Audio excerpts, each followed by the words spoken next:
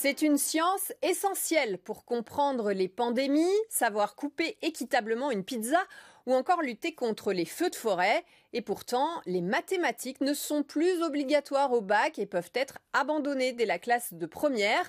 Alors que les lycéens de seconde s'apprêtent à choisir leur spécialité, l'Éducation nationale note que les maths ont reculé de 3,2% en 2020 par rapport à 2019.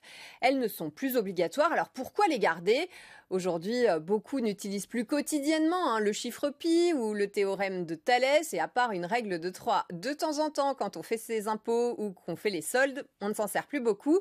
Alors hier, l'UNESCO célébrait la Journée mondiale des maths, une journée organisée depuis 2 ans pour pousser les jeunes vers cette matière, même s'ils ne veulent pas devenir ingénieurs ou professeurs de mathématiques. Même si faire rentrer des comportements humains dans des chiffres n'est pas chose facile, les épidémiologistes ont pu modéliser l'évolution du Covid parce qu'ils maîtrisent les maths et les statistiques. Même chose pour ceux qui cherchent des traitements ou des vaccins pour comparer les doses, les âges, les tailles des patients.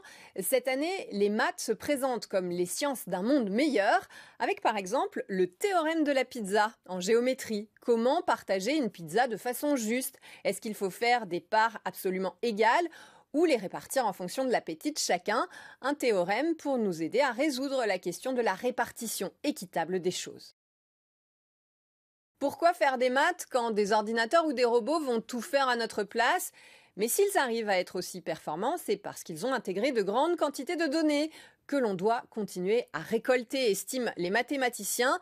Si on veut que l'informatique quantique, par exemple, permette de calculer en 3 minutes ce qu'un supercalculateur mettrait 10 000 ans à connaître. Les maths ne servent pas que dans le virtuel, cela nous aide aussi à modéliser la météo, le climat, les feux de forêt. Elles sauvent des vies en médecine avec la tomographie qui permet de mettre en 3 dimensions des IRM.